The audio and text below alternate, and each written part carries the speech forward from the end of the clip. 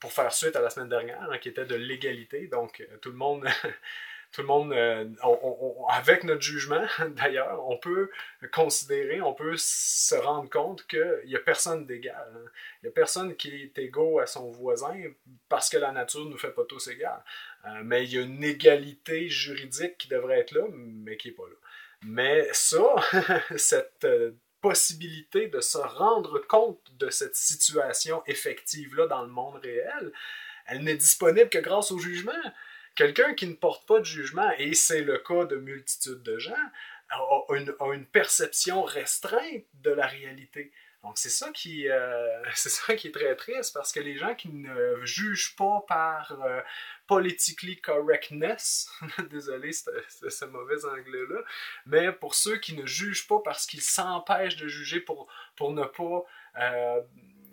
comment je pourrais dire, pour ne pas tomber dans ce que les gens vont appeler le racisme ou le sexisme ou toutes sortes de ismes comme ça, là, les gens vont s'empêcher de juger. Donc c'est de un, très nocif pour eux-mêmes, puis de deux, c'est très nocif aussi socialement parlant, parce qu'on s'en va, dans le fond, on remet notre capacité de jugement à des gens qui vont prendre les décisions à notre place. Okay? Je vous explique ce qu'il y en est. Donc, si une personne, un individu, porte un jugement sur un caractère X ou Y, donc on pourrait prendre, un exemple très basique qui va choquer personne, un footballeur. Hein? Donc, un corps arrière. Habituellement, les corps arrière là, sont bien développés, des gros muscles, on voit les veines brachiales, les artères brachiales, puis très sportif, tout ça. Donc, les gens vont porter un jugement sur un individu, ce qui est très sain, sur un tel individu. Donc, ça peut être quoi comme jugement? Ça peut être, pour les fans de football, c'est « Ah, ce gars-là, c'est un bon, puis ah ouais, il est à sa place, puis c'est ça. Hein, on voit tout de suite là, dans ses muscles, on voit tout de suite dans sa morphologie, là, c'est un bon QB. Hein? Donc, on a ces personnes-là, fans, qui vont porter ce jugement-là. Donc, autrement dit, on peut en déduire, d'une certaine façon, que c'est la vérité de cette personne-là. Donc, pour cette personne-là qui est fan de football, qui, selon moi, a... Puis encore là, ce n'est que mon opinion bien personnelle, mais pour quelqu'un qui suit le football depuis des années, qui connaît les différents joueurs, c'est quelqu'un qui, pour moi, a une opinion valide dans ce domaine-là. Donc, il va m'arriver avec un jugement comme ça, puis moi-même, là c'est tout en cascade, moi-même, je vais porter un jugement sur son jugement en me disant, cette personne-là a une expertise que moi, j'ai pas. Et donc, je vais calquer mon jugement sur lui, sans nécessairement faire de son jugement le mien, parce que, puis de toute façon, personnellement, le football, je trouve ça intéressant, mais outre cela, je ne suis pas le football. Donc, je vais m'accoter sur son jugement en disant, effectivement, c'est une personne, moi-même, je suis capable de le voir, il est bien bâti, il est bien fait, bien musclé, c'est sûrement un bon QB. Mais est-ce que nécessairement c'en est un? Ah là, il faudrait que je fasse mes propres analyses, puis de suivre ce joueur-là, tout ça, ce dont je ne suis pas prêt à faire. Donc, vous voyez, c'est un peu la même chose qui se passe dans notre société. Donc, ceux qui ne portent pas un jugement qui est soumis à une analyse moindrement profonde sur plein de phénomènes sociaux qu'on vit aujourd'hui, c'est assez extraordinaire la quantité d'événements en canonisés, si on veut, là, c'est pas le bon terme, là, mais successifs, là, des événements, je veux dire, comme on voit, là, l'austérité qui fait suite à ce qui s'est passé en Grèce, là, c'est tout interrelié là, dans le monde. Là. Fait qu'on voit beaucoup de phénomènes qui se passent. Puis, en ne poussant pas notre analyse, là, tantôt, moi, le football, c'est pas quelque chose qui, pour moi, est nécessairement très vital et porteur de charges politiques, donc économiques, donc sociales, suffisantes pour que je m'y intéresse. Alors, tout simplement, je m'en remets à celui qui est un expert.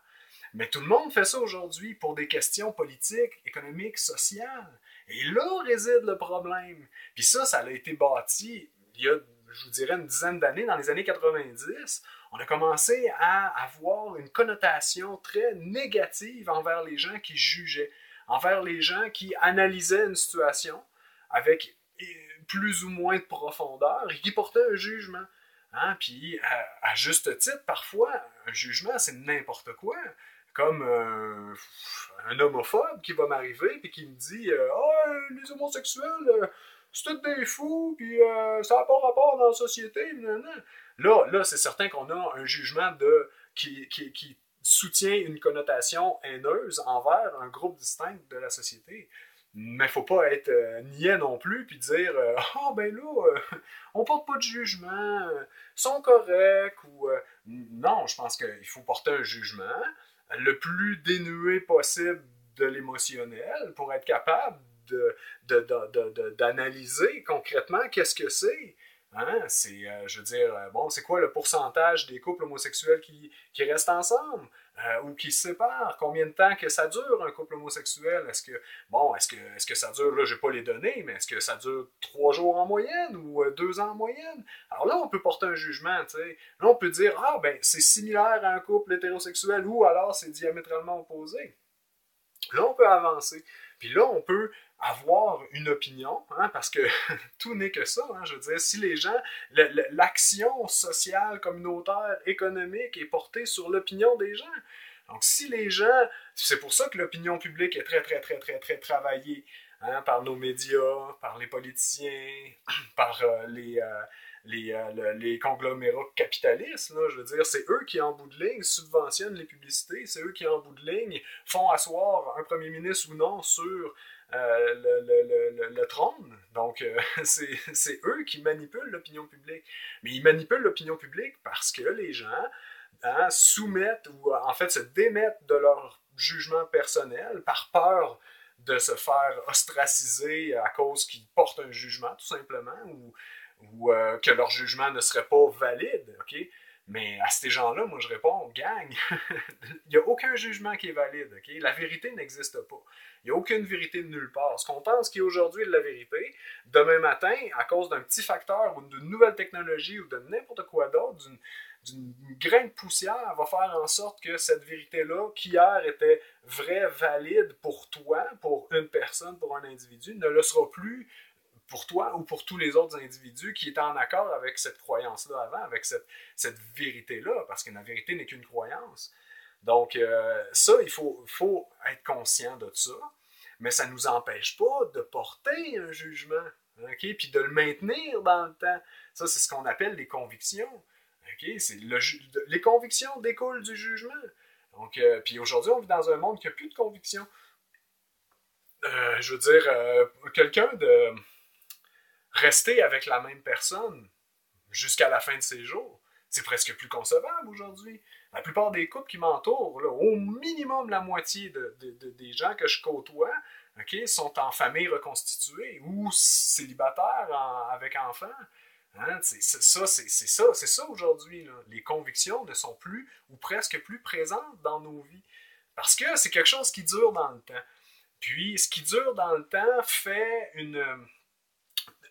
donne un frein à ce qui s'en vient. Okay? Puis c'est ce qui donne aussi une perspective. C'est ce qui donne une zone tampon pour voir arriver les choses.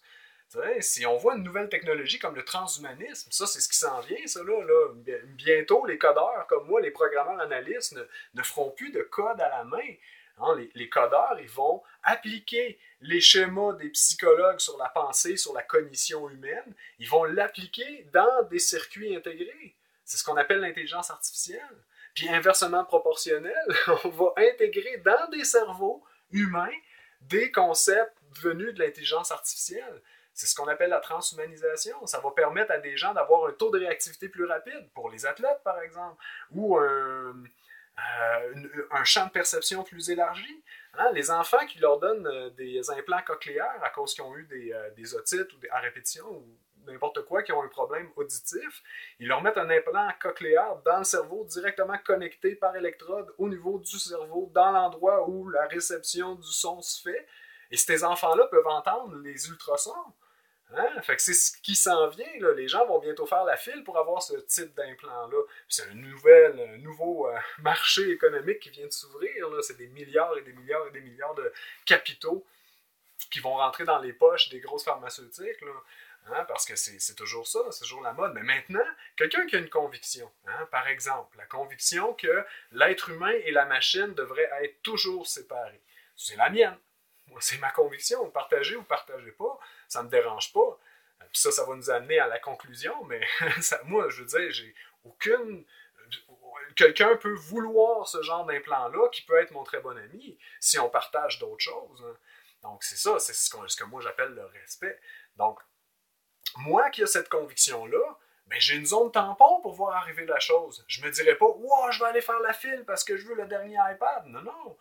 Est-ce que vraiment c'est quelque chose que j'ai besoin? Est-ce que vraiment c'est quelque chose qui perdure dans le temps? Puis là, oups, on se rend compte qu'il y a des problèmes médicaux.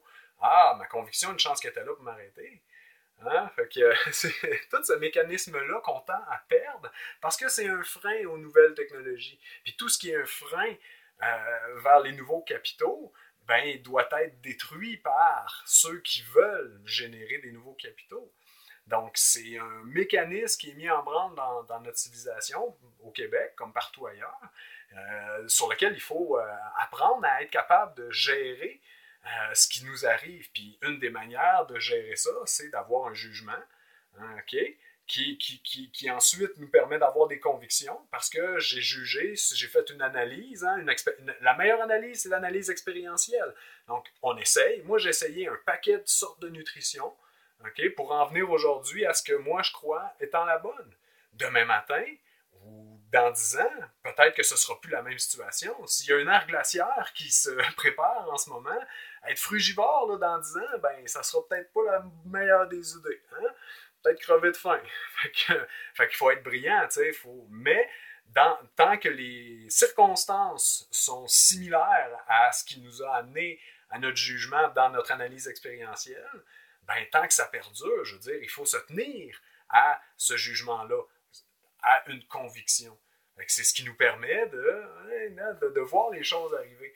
Donc, c'est encore possible aujourd'hui d'avoir des convictions. C'est très difficile parce que c'est à contre-courant.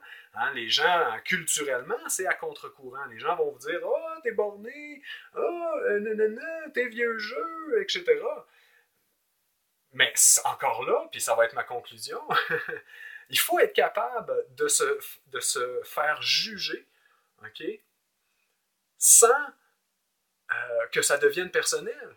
Parce que c'est là qu'on se décourage de juger. Hein. Il faut être capable de juger, de porter un jugement précis.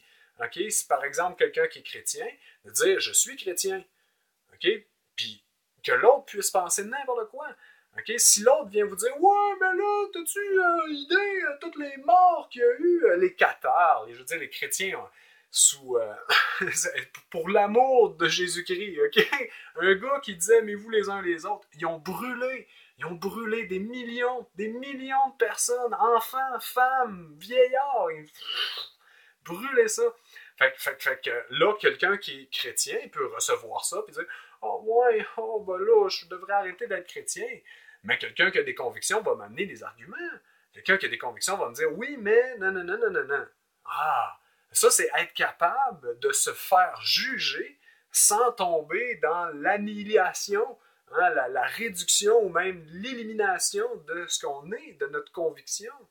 Donc, c'est très important. Si on juge les autres, il faut être capable de se faire juger. Puis quand on juge les autres, toujours avec du respect. Hein? Puis quand on se fait juger nous-mêmes, il faut être capable de prendre les choses avec un grain de sel. Puis de les voir, de voir le jugement des autres comme étant un complément possible à notre propre conviction.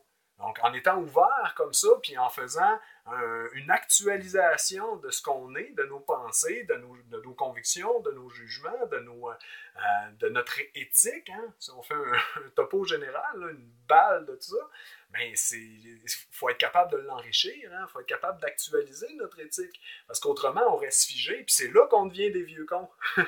C'est là qu'on devient des vieux cons qui disent aux enfants « là, va pas faire ça, là, tu vas te faire mal, puis qu'on restreint le champ de possibilité de l'autre.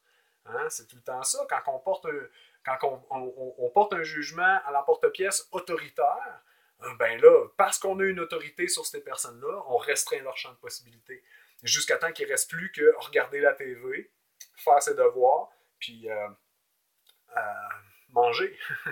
Puis grosso modo, c'est pas mal ça dans notre société. Là. Donc, très important, le jugement. Puis d'ici la prochaine fois qu'on se voit, bien, portez-vous bien.